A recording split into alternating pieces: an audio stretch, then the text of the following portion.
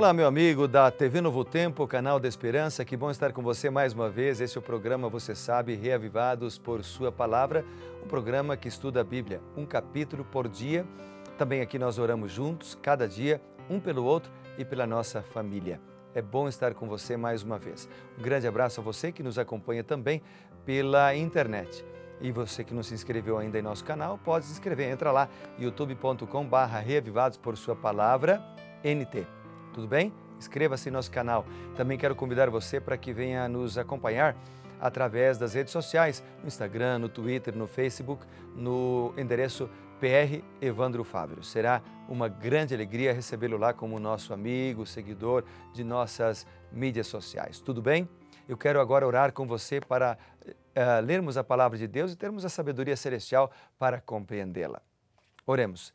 Senhor Deus, pedimos a Tua sabedoria agora para que nós possamos compreender a Bíblia Sagrada. Em nome de Jesus, amém.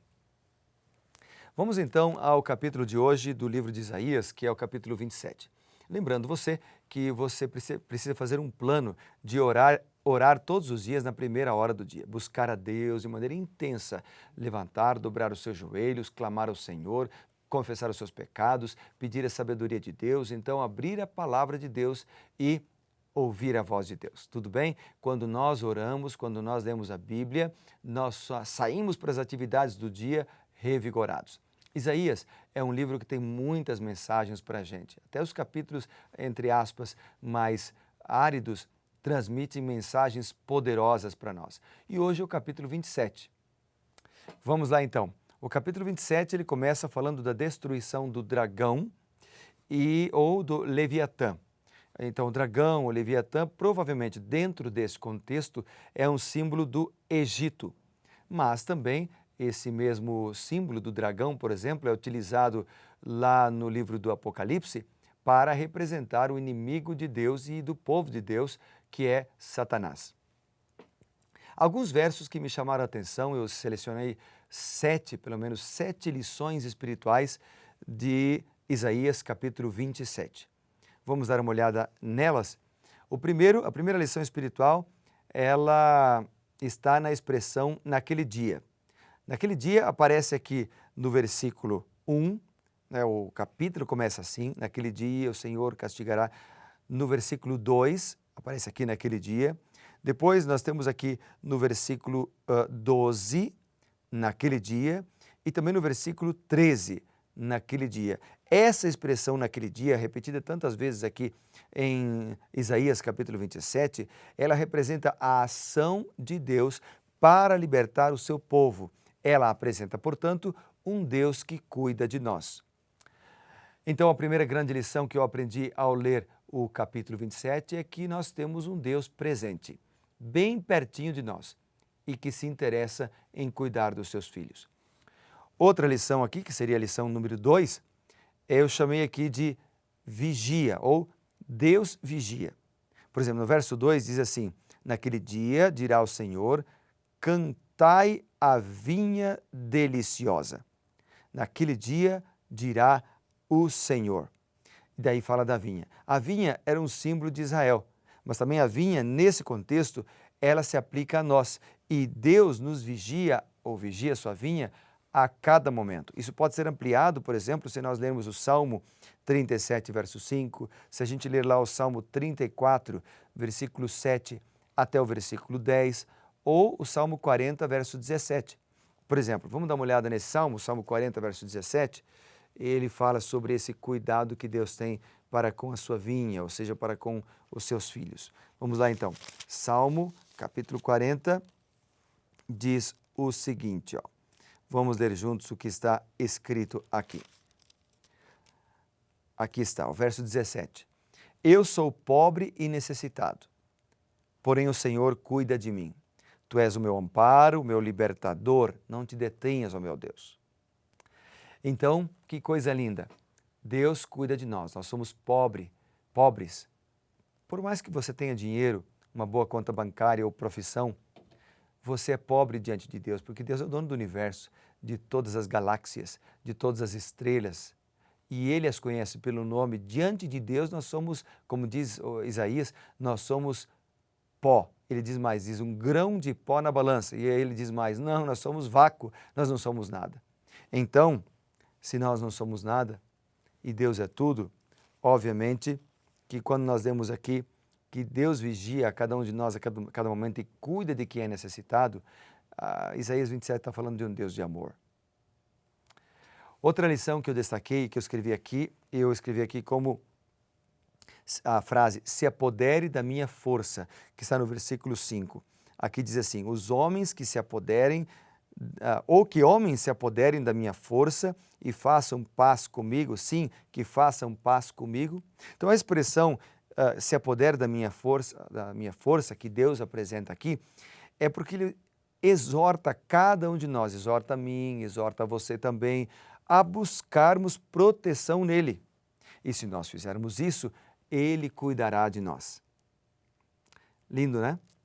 Outra lição, a quarta das 7 que eu mencionei, eu escrevo aqui como Deus justo.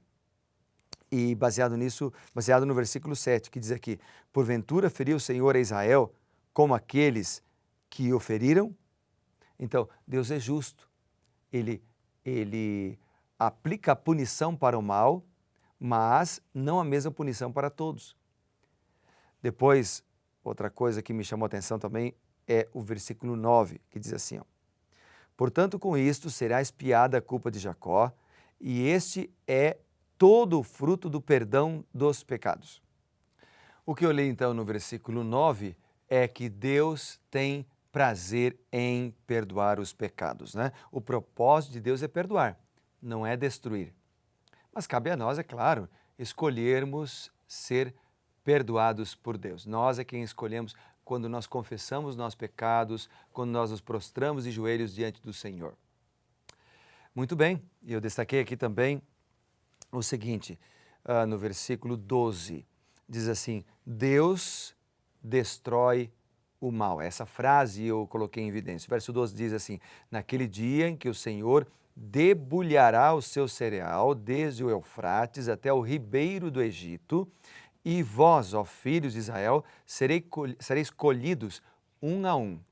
Então, o que Deus está apresentando aqui, a expressão Deus debulhará o mal, tem a ver com a destruição da maldade.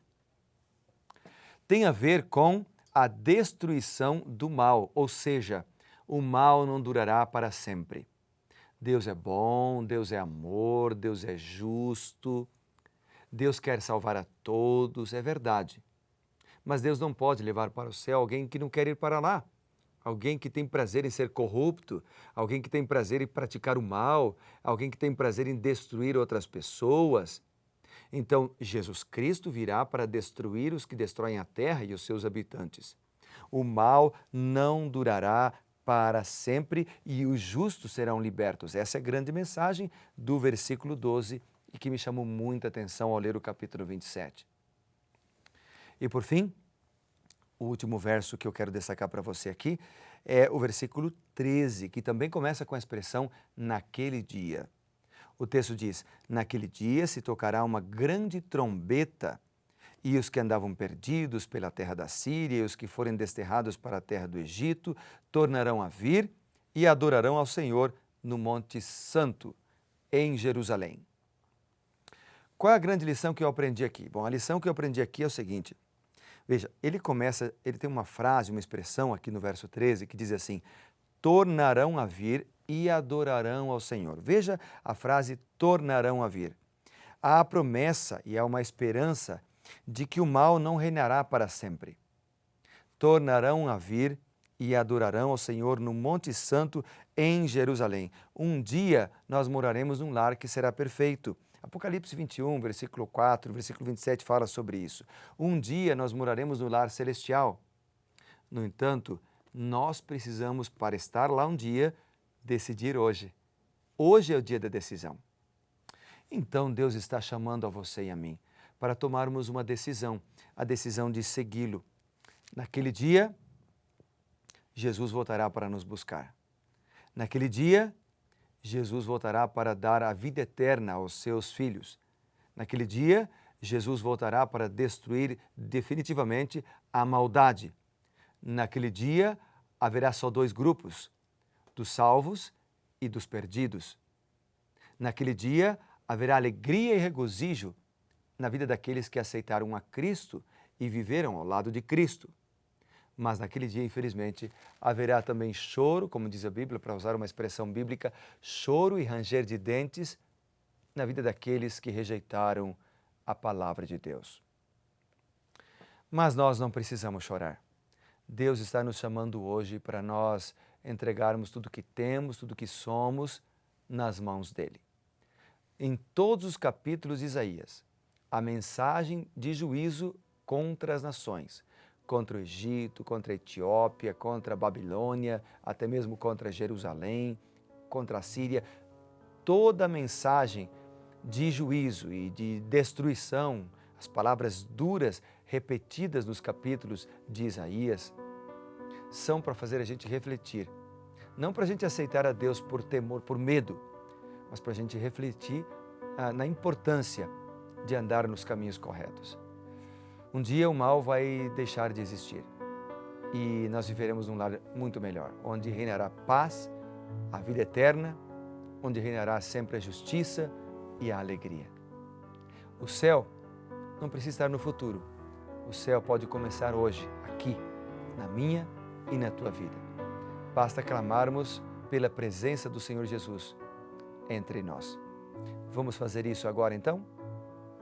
Bondoso Deus e Pai, muito obrigado pela oportunidade de te amar e de te servir a cada momento da nossa vida. Cuida da gente, Pai, derrama o Teu Santo Espírito para que possamos ter sabedoria para tomar decisões certas e para termos coragem de tomar decisões certas.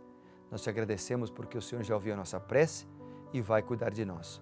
Te agradecemos em nome de Jesus. Amém. Foi muito bom falar com você. Que Deus te abençoe sempre, todos os dias da sua vida, tudo bem? E lembre-se, se você ler a palavra de Deus todos os dias, se você ler a Bíblia todos os dias, você será reavivado por sua palavra. Grande abraço, que Deus te abençoe. Até mais.